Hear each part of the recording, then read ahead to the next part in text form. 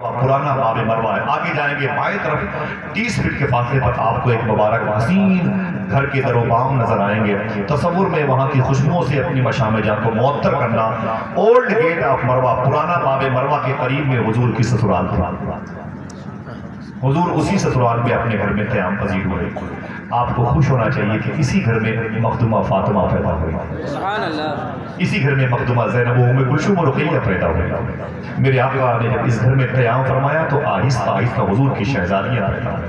हुजूर की एक बीवी मारिया अब्तिया से हुजूर का एक शहजादा पैदा हुआ, वरना 6 औलादें हुजूर की मखदूमा खदीजा के निकाह से के अक़्द मुबारका में उनके शिकन नूर से तवल्लुद पजीर हुई है।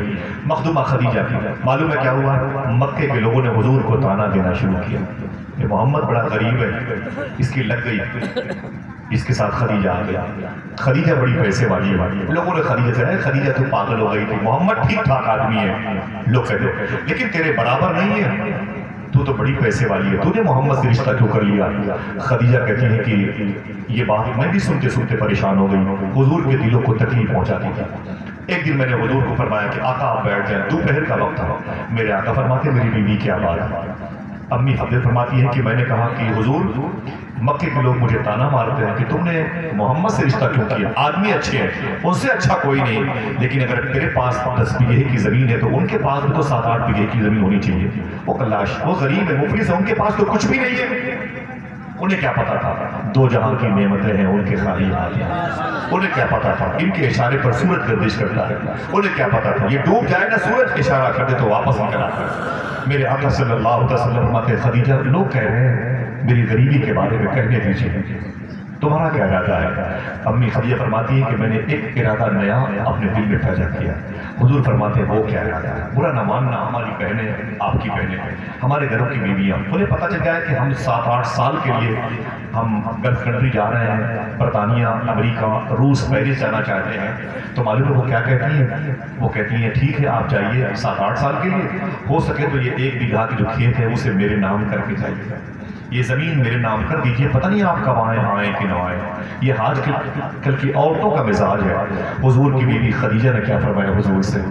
ऐ मेरे शौहर, मेरे सर के ताज, मेरी उम्मीदों का मरकज़ और महवर, सेंट्रल पॉइंट, आका मक्के के लोग मुझे ताना मारते हैं, गरीब शौहर को तूने अपना हस्बैंड बनाया है, मैंने फैसला कर लिया। हुजूर फरमाते क्या फैसला किया?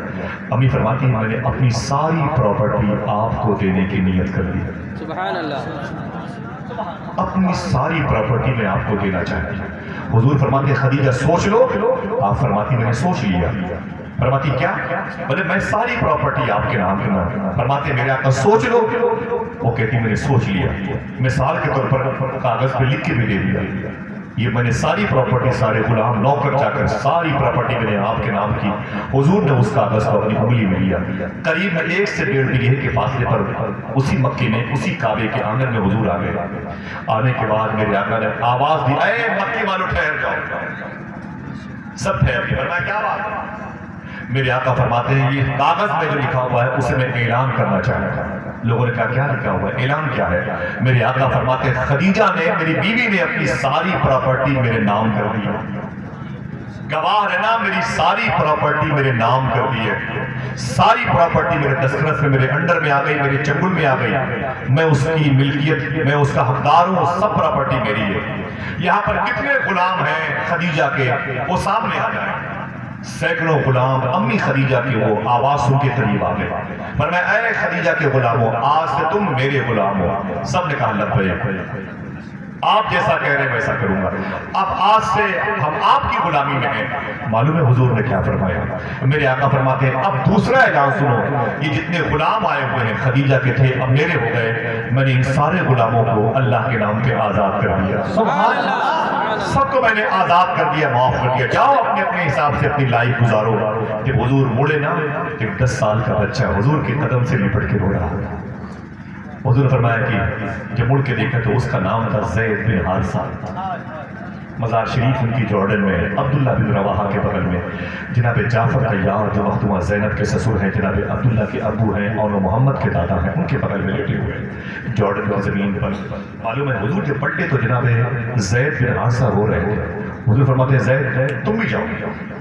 جاؤ تمہیں میں نے آزاد کر دیا.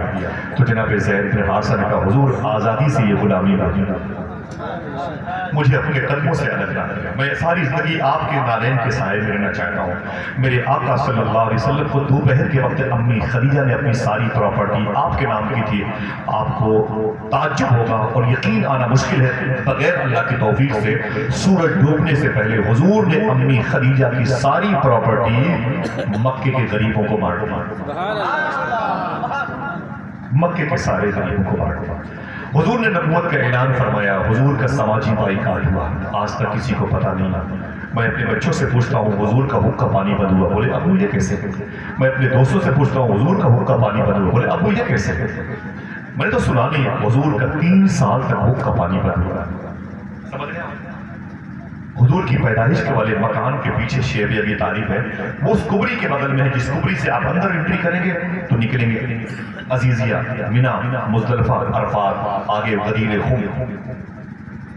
حضور کا 3 سال تک اسی گھاٹی میں حق کا پانی بند کیا گیا تھا. حضور سے کوئی بات نہیں کرتا تھا، حضور سے کوئی سامان نہیں بیچتا تھا، ایک گلاس پانی بھی کوئی حضور کو نہیں دے سکتا تھا. آج یہ عالم ہے، شادی کے محفلوں میں لوگ روٹیوں کو اپنی انگلیوں سے نچاتے ہیں، ٹھنڈی ہوتی ہے انگلیوں سے مسلمانوں کے بچے نچاتے ہیں، سیلفی لے کے بولتے ہیں سالے کے پاس جب گھر پر روٹی کھلانے کی طاقت نہیں کہ مجھے دعوت کیوں دی. چاول کے بڑے بڑے ڈھیلے جوتوں سے رونڈے جاتے ہیں. روٹی کا ایک ٹکڑا اگر اس میں سے کوئی کھا لیا ہوتا ہے تو اس روٹی کو لوگ نیچے پھینکتے ہیں ٹیبل کے نیچے اور اشارہ کرتا ہے گرم لاؤ، اچھی لاؤ. سمجھ رہے ہیں؟ آقا کریم صلی اللہ علیہ وسلم نے ارشاد فرمایا جو دسترخوان کا ایک دانہ اٹھا کے کھا لے گا 50,000 سال کے برابر کا ایک دن میدان محشر کا ہوگا، اسے اس دن بھوک نہیں لگے. 50 گھنٹے برداشت نہیں ہے، 50,000 سال کے برابر کا ایک دن. دعا کرو اللہ ہمیں توفیق عطا فرمائے. میرے آقا کا ایک غلام روم گیا تھا جسے اٹلی کہتے ہیں، حضور کا ایمبیسڈر گیا تھا، سفیر گیا تھا، اور جب اس